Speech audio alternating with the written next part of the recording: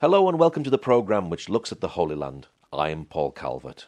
Psalm 90 verse 1 from the New King James Bible says this: Lord, you have been our dwelling place in all generations. I'm with Justin Kron, producer of the October 7 Bearing Witness to a Massacre film. Why did you want to make this film, Justin? Yeah, Paul, we made this film because we wanted to document history. Right after the events of October 7, we noticed immediately the level of denial that was coming from all corners of the world, or people distorting what had actually happened or characterizing what Hamas had done as just resistance as the result of 75 years of brutal occupation. We were startled, really. We saw from over 30 groups at Harvard University, they signed a joint statement that came out. It was before midnight of October 8th. So on October 7th, that very day, they came out with a statement that accused Israel for the unfolding violence that was happening, holding Israel responsible really for what Hamas had done to the Israelis and others who were killed and kidnapped. And so we had been in the process at that time of producing a follow-up docuseries to a previous award-winning film that we produced called Hope in the Holy Land, delving beneath the surface of the Israeli-Palestinian conflict. And we knew immediately that we needed to pivot our plan on this docuseries to be able to cover the events of October 7. So we went back in May of 2024 to interview survivors, a former hostage, and historical experts. Because listen, many people had said that the events of October 7th didn't happen in a vacuum, and we would agree. However, the events that people were, those who were supporting Hamas, the events that they were stating was that Gaza had been under brutal occupation for 75 years. Well, listen, we know that Israel disengaged completely from Gaza in 2005, removed its military, its about 9,000 or so Israeli civilians completely disengaged from Gaza in 2005. And then what happened right after 2005? In fact, within 24 hours of Israel's disengagement in August of 2005, Hamas started firing rockets at Israeli civilians, which has continued for the last 18, 19 years. And there were Israelis who were killed and injured. Of course, Israel needed to protect its citizens. It needed to retaliate and do what any sovereign nation would do to protect its civilian population. And so there were several military operations that occurred. And sadly, of course, there were Gazan civilians who were killed in those military operations. But then what happened? Hamas would use that to make Israel look bad. They would, highlight how many of their civilians were being killed. And of course, you would have the media that would amplify that.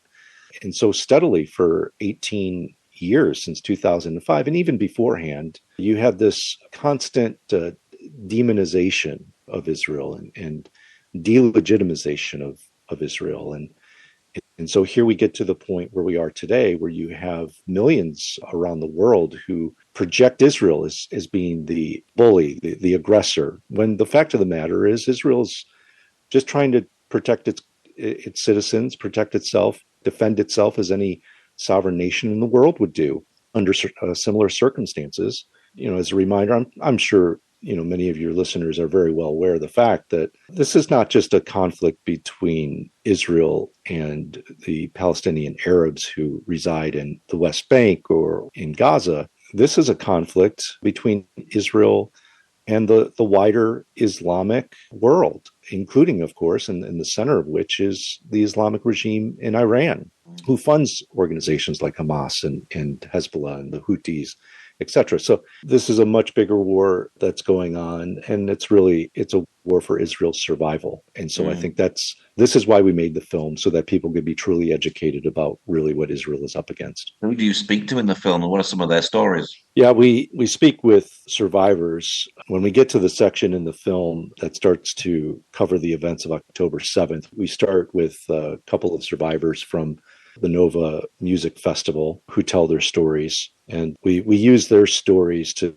tell the broader story of what happened there and the over 300 people, 350 or so people who were massacred by these terrorists. And And it's incredibly moving to hear their story. After we were done filming, I spoke with one of them, Eden is her name, and she had told me that she had recently met a Holocaust survivor there in Israel, and they had an immediate bond, an immediate connection. And I said, well, I know why you had that immediate connection is because you both faced the same type of enemy. I mean, this Holocaust survivor's enemy were known as the Nazis, and your enemy is, they're known as Hamas, but the reason for why they wanted to kill you was exactly the same. And it's just pure Jew hatred, a belief that Jews are really second class, third class. Really, the Jews should not even really exist. That it's very clear within the Hamas charter that their plan, which is inspired by their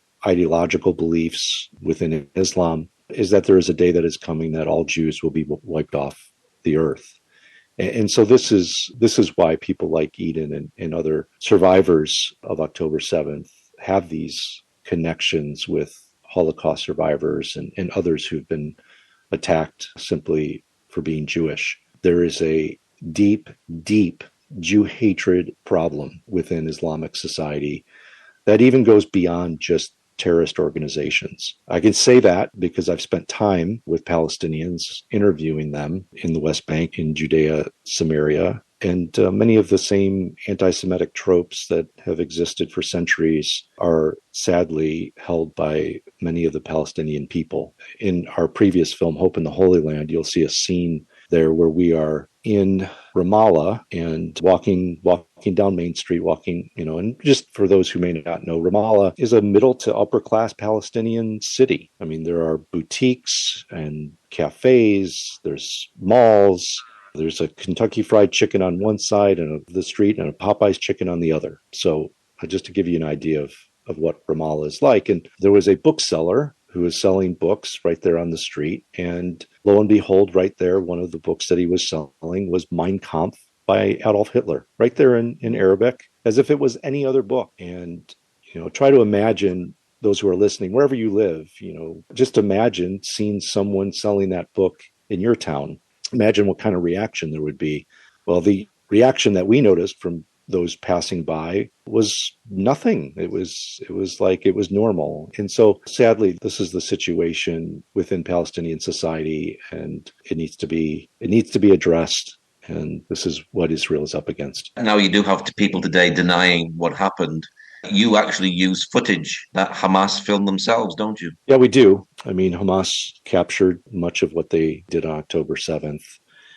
And it's very, very hard to describe. I mean, it's a massacre captured on film. And so our film does include some of that footage. We do blur out things that need to be blurred out and cut things where they need to be cut, just, so that there's not too much trauma for the audience. But I think it's important that people see what happened. Again, as mentioned, there was and continues to be denial regarding what happened, just as there's been denial about the Holocaust, even though the Holocaust is extremely well documented. But you have the Hamas terrorists and their sympathizers. And I say sympathizers because there were civilians who participated, Gazan civilians who participated in the events of October 7. And the world needs to know the truth. So that's what's captured in our film. Was there a lot of footage from Hamas to go through? And how did you choose what went into the film? Yeah, so Hamas had posted a lot of what they had done and live streamed what they had done on Telegram.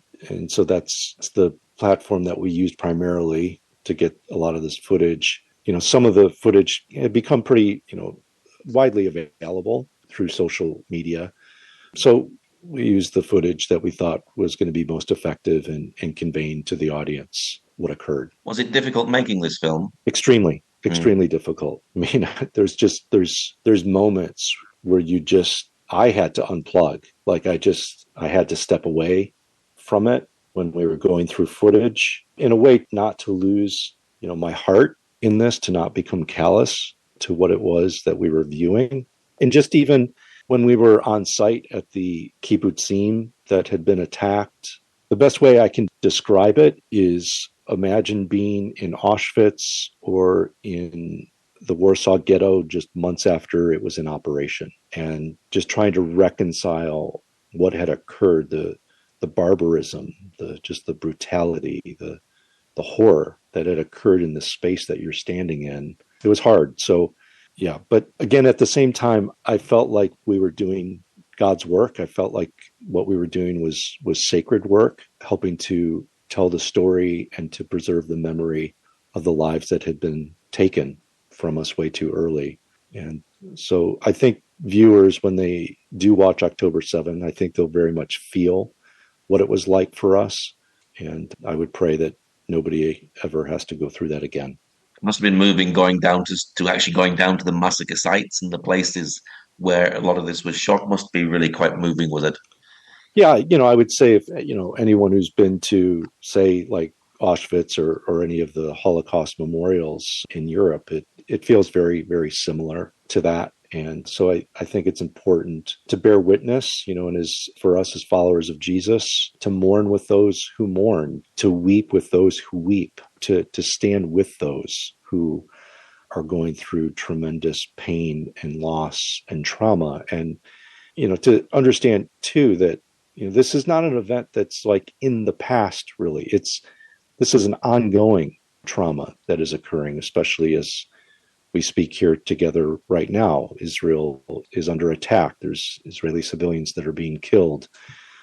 There's indiscriminate bombing, war crimes that are being committed by the Islamic regime in Iran. And so this is an ongoing war. For followers of Jesus, we are called to be peacemakers. And if you're going to be a peacemaker, you do not run away from the conflict, you run towards the conflict. You cannot be a peacemaker from the outside. You need to be a peacemaker from within. And so that's our attempt through this film and through sharing this film with others, so that even if they can't get on a plane and go and be with those who are in Israel, they could at least emotionally and in spirit be with them through understanding the tremendous loss that and pain that the Israelis have been experiencing now for the last year and a half. Now, the film visits the home of the Bibas family. Was that emotional going there and filming there? Very. At the time that we went, it was still not known as to whether or not the Bibases, Sherry and her two sons, and the father, if they were alive or dead. We didn't know. So there was still a lot of hope at that time that they were alive, that they would return. And so having that experience of standing in front of their home and then getting the news that they had been killed in captivity, the father was not, but Sherry and her boys were, was really hard to reconcile. I have to admit, I was extremely angry. I'm still angry about it. I mean, who does that? Who does that to her mother and her children? And then the way that their bodies were returned was it was such a spectacle. I mean, Hamas was so just brazen in their, how would you put it, just in how they felt, I guess, about these people celebrating really their deaths. There were women and children who were, I would call it just a carnival when their bodies were being returned to Israel, who were dancing and singing. I mean, even the Nazis never did that. So this is the level of just evil that we're dealing with. And it's very, very hard to reconcile. Does the film talk about the history of Gaza? It does. There's been a few films that have been made regarding the events of October 7th, but very few. In fact, actually, none of them really deal with the history of Gaza leading up to October 7th and explaining the rise of Hamas and who Hamas is and what their aspirations are. And so we wanted to make sure that our film covered that. We thought that was extremely important when discussing the events of October 7th. Again, they did not happen. These events did not happen in a vacuum. And so I think it's important that people understand the actual history of that area and really who is Hamas and what are their objectives. If you don't know that, then you really cannot have an honest conversation about what happened on October 7th. Now, the end of the film ends in hope. Was that important? Yes, very important. I think it's important to show that really, and we don't say this explicitly, but I think it's important to show that God is faithful to the nation of Israel, that he has promised to preserve them, and that they are a nation that is beloved, firstborn among the nations of God. and that he promises to protect and preserve them throughout the centuries, and that the Israeli people, while many have attempted to wipe the Jewish people and now trying to wipe the nation of Israel off the map, that they are a people who are going to be resilient, they're going to persevere, they're going to stand strong, they're going to come together, and they're going to heal, and they're going to rebuild. And we wanted to make sure that that message was clearly communicated, and I think we accomplished that well with this film. What is your hope for the film?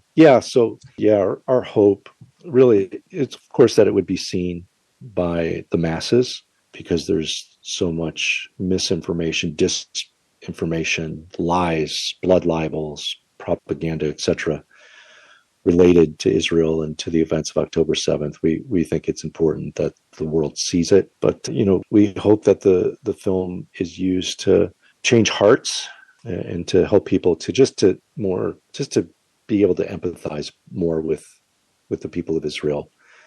Again, I think, if you're going to be a person of compassion for others, it does require empathizing with those that need that compassion. And so this is a way, again, to help people to mourn with those who mourn and to weep with those who weep. When is the film released? Our plan right now is a theatrical release in the United States in mid-September. We're still working on finalizing those details. And then sometime thereafter, probably early October, it will be released on streaming platforms worldwide. For those who want to know which platform is available to them, they can just go to the film website, and that information will be available when it becomes available. And so the film website is very easy. It's October7film.com. So October7film.com. And you can connect to just updates regarding the film. You can sign up for film updates. And the trailer is there. In fact, right now we're providing the first 21 minutes of the film is available to watch right now if you want. And so that would be my recommendation, is just to go directly to the film website for information about its release. There's still hostages in Gaza, and Israel is fighting a new war with Iran, although in some ways it's an old war. What is your prayer for Israel at this time? Well, my prayer always is for the peace of Jerusalem, and that Israel's enemies would be thwarted, and that Iran, the Islamic regime in Iran, would surrender. And I pray for the Iranian people, the overwhelming majority of which despise the Islamic regime, who would like to see the Islamic regime fall. And so I'm praying that the Islamic regime does fall. Listen, they are the epicenter. They are the axis of the evil within much of the Middle East. They are the ones who've been funding organizations like Hamas and Hezbollah and the Houthis, who've been training these terrorists who have declared openly their intent to destroy Israel, in fact, to destroy the West. And so, my prayer is that they would fall and that peace would emerge, and that the hostages, of course, all remaining hostages, dead and alive, would be returned to their families. Remind us again the website address for people who'd like to see the trailer and get to know more about this film. October7film.com. October7film.com. Well, Justin, thank you very much for sharing today. Thank you, Paul. Pleasure to be with you. Thank you for joining us today. Pray that God will move by his mighty power in the Holy Land and bring his peace.